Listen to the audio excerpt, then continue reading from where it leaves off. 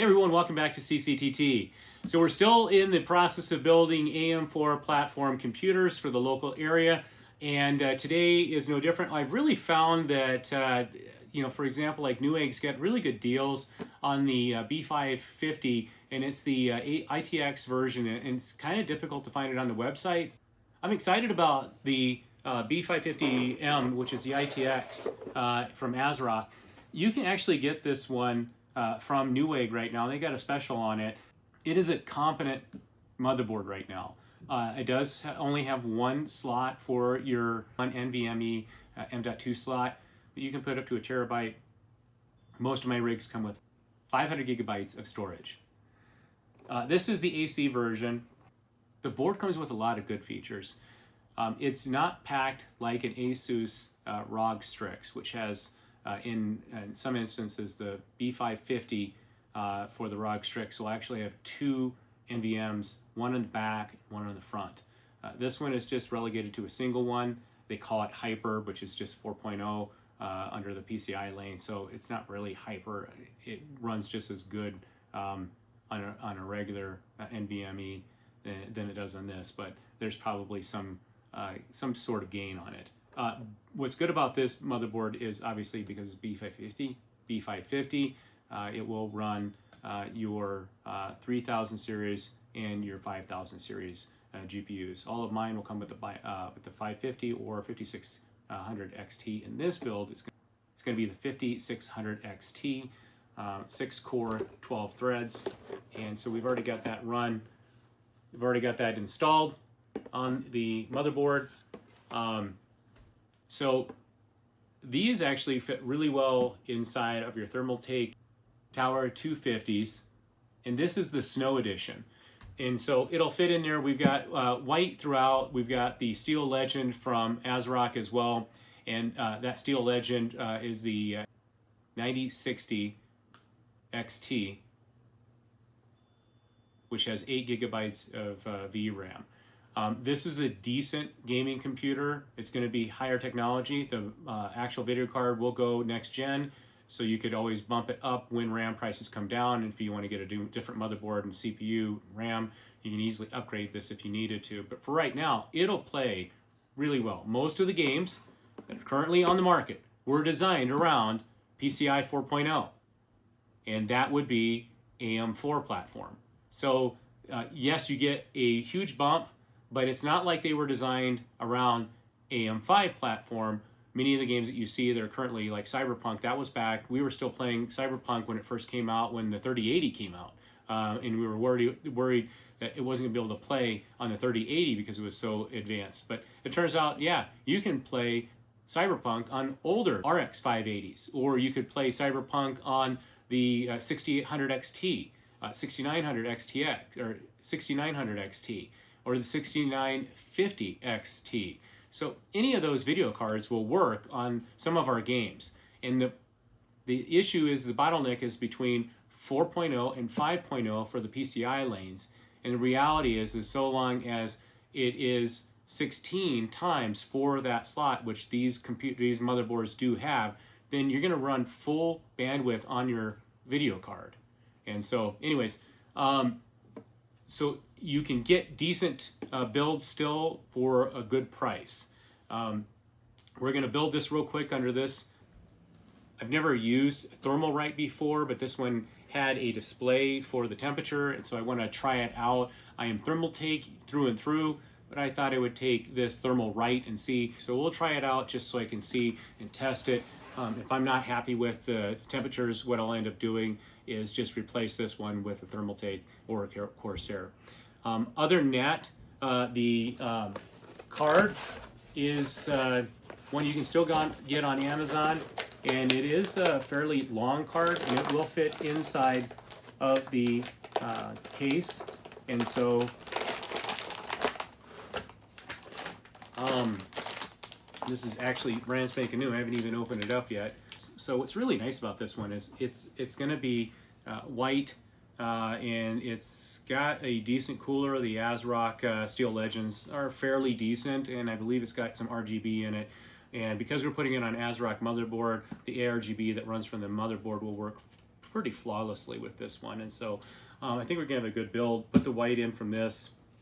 It'll be a pretty system when we get done with it. So anyways, let's flip it around and get this case open and start putting this together. The front in and out, obviously you've got your two USBs and then you have a single USB-C in there. That USB-C becomes a problem because if your motherboard doesn't have it, I'll address that. Plus it's got the reset and the power. And of course you get your audio in the front. There's a lot of ventilation at the top of this board, or top of this case. And I actually struggled trying to figure out how to get the top off, and it just took me a little bit, and I was like, oh, look at that. There's a handle in the back, and I thought, well, maybe you just pop that little bad boy off and it would come completely off. And I was right. It was a fairly large screen, and of course, I didn't know that you push the glass on the front in, and that's what popped it up. So I was able to get in actually on the front side with my fingers. And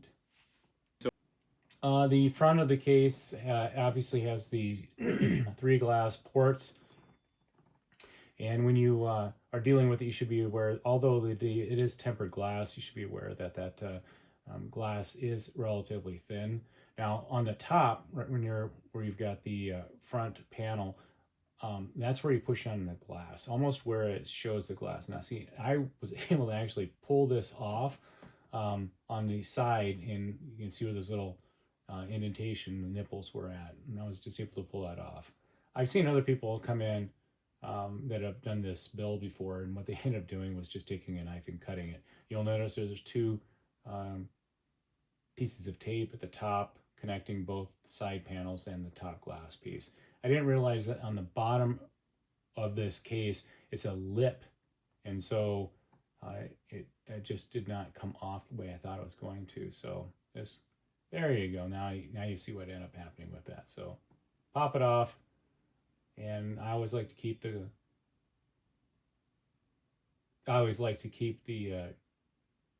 cellophane on, and notice that there's your rail right there, and then there's your 2 dots, 2 nipples that go in there.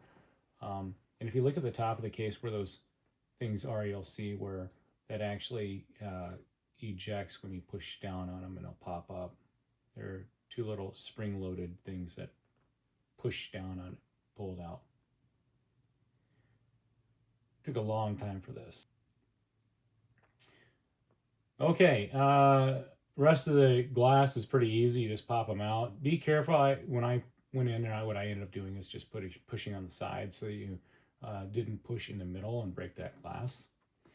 And the glass obviously goes back inside the box when you're preparing the case.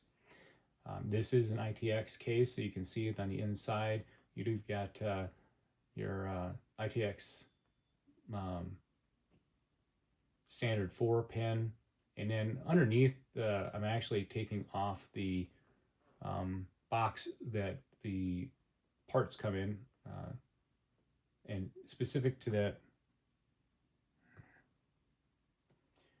would be the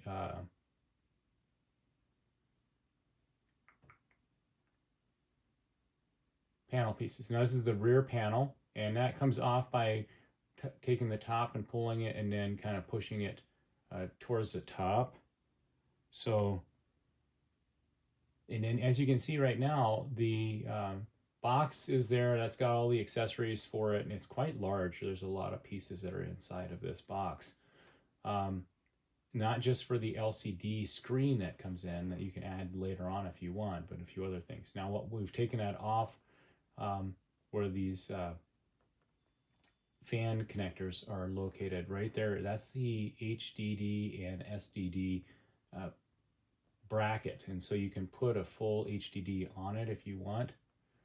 And now off to the inside of that box, you'll see we've got, that's the panel, and so you can put an LCD panel inside of it, and it would go in the front of the case and the bottom. I was not able to determine what this thing is, but I didn't install it. It's probably for an in and out. There's all your screws, and there is the full ATX panel. Right now it's preloaded with an SFF, and so that's your small form factor for your power supply. Frame-wise, the inside has got a lot of good features. You'll notice that there's well, I got my Thermaltake screwdriver out. One thing about these Thermaltakes are you can just pop them out, and in the screwdriver bits themselves, they're just magnetic. They just kind of just lie in there. There's no, you don't have to kind of really put pressure to pull them out. You'll see that the bracket is actually, and I didn't realize this until I started installing the PSU on this, but that bracket, the rough edges actually point out towards you, and then the soft edges go into the power supply. And so when I put it on the first time, that full ATX on my power supply, it was backwards and didn't quite align the way I wanted it to. Other than that, looking at the inside of that case, you'll see where it's a full ATX bracket, but this, well, it's a full enclosure for an ATX, but you see how that bracket really can limit the size so you can get that small form factor in there. And then, of course, we got the full ATX bracket, which is what I would recommend if you're building with one of these and you're putting a nicer card in. You don't want to have a small form factor. You want to have the full ATX. And that's the reason why I chose these two cases. I have a black one coming here soon. On the inside, you'll see that there's that rubber mesh in there, and that's where your some of your lines will go through. Really a nice feature that they've got. Now, I dumped this inside, wires all the way down, and I was kind of midway thinking, boy, I wonder what that's going to look like. Now, as I get that full ATX bracket on, this is where I make my mistake, and I actually put it on backwards. And so we'll cut to that scene after this.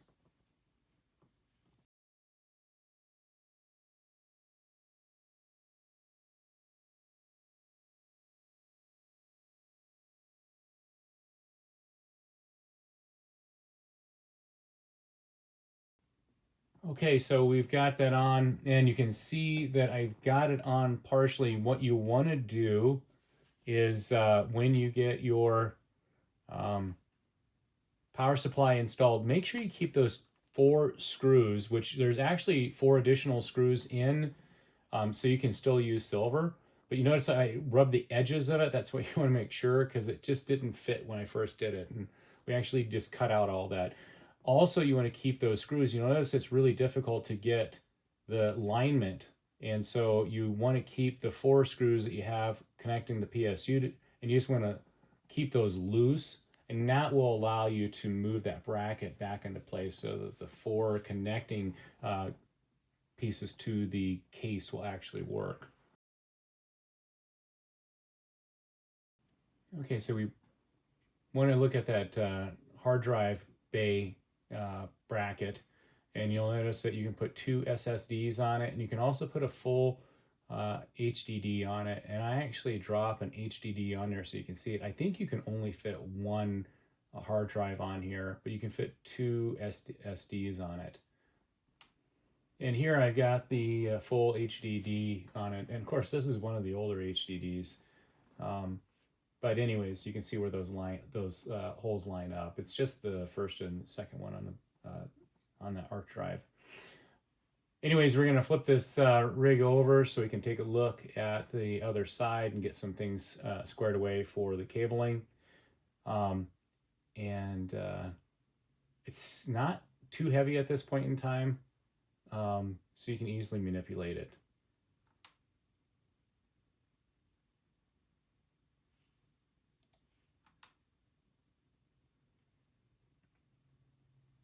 Working on top of a computer is nice, and I'm not quite sure whether or not it's a good thing. Here I'm showing you the screws. Actually, it worked out better than I thought. They're flat and they're round, and so that's actually really good. I'm pretty surprised how close you could get to that camera, and it automatically focused in on it. So those are your standoff for your motherboard.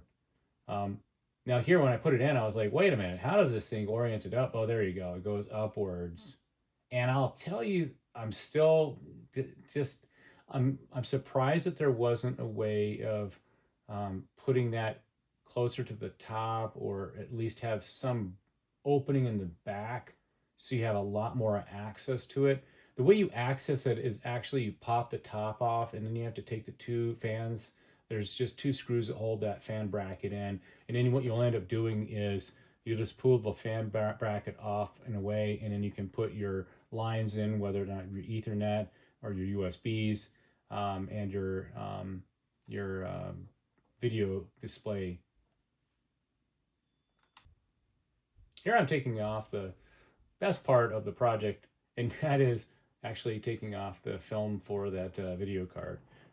If you've ever purchased a very expensive thing and you wanted to unwrap it slowly at like Christmas or something, or you got it for Christmas, you want to just really open it up slow, there is something about opening a brand new video card, and that's what ended up happening here. My issue that I have with the video, as you can tell here, is it was not properly oriented. I turned it off, and of course the rest of this video, it's not really showing what I wanted to show.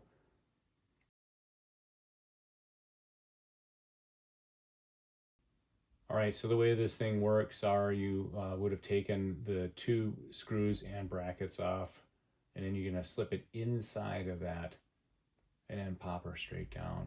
Now I've already got the power cords all lined up, and I have the antennas already put on before I get this in. So I've got the front panel as well as USB 3.1 already put in.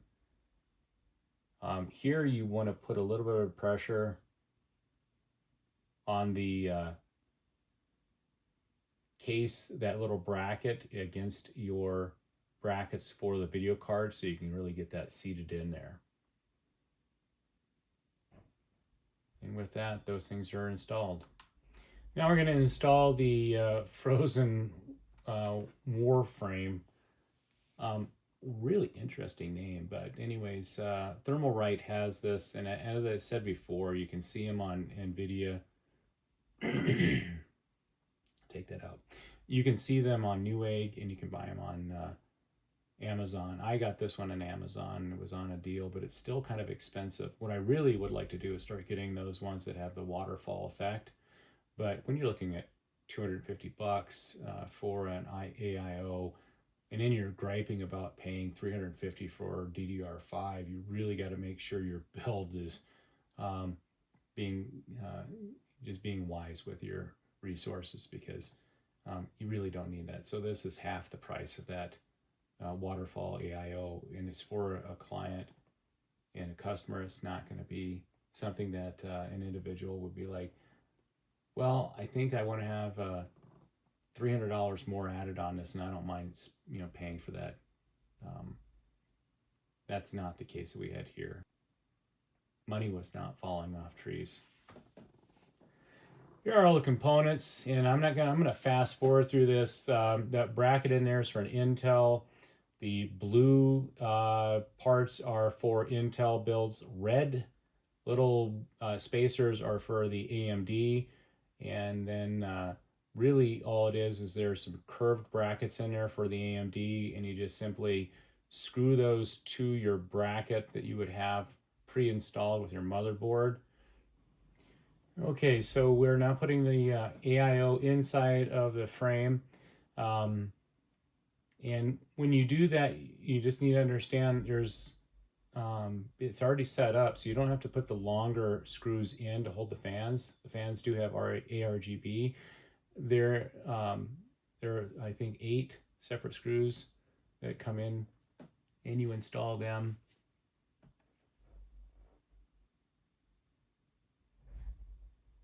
But you got to get the brackets on to the motherboard, so we will skip this portion of the build. I'm taking off the AMD brackets. Oh, wait, here we go. This is the putting on those screws, and they're relatively small. Actually, and they don't stick very well.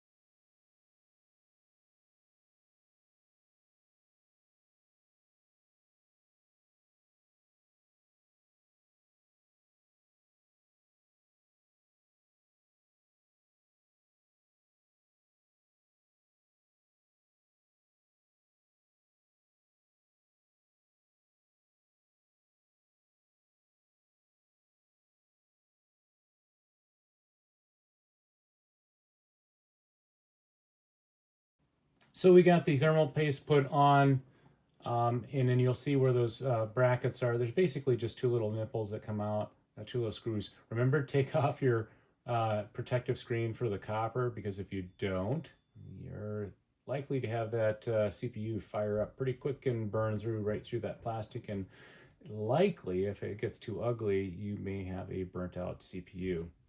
Now that piece that's inside of there, the screen itself is magnetic, and so you can actually orient the screen around, or you can pull it off when you're doing the install. Ultimately, I ended up just pulling it off because it was in the way. And you can see I had to use a small screwdriver to get that, and that wasn't very easy. And here you can see where I'm actually pulling the screen off and reorienting it. Now there is a USB-C that connects to the side of these screens. And like I said, you want to make sure you save the screen because, or the box, because there is a scratch off code that you'll need when you get to the website.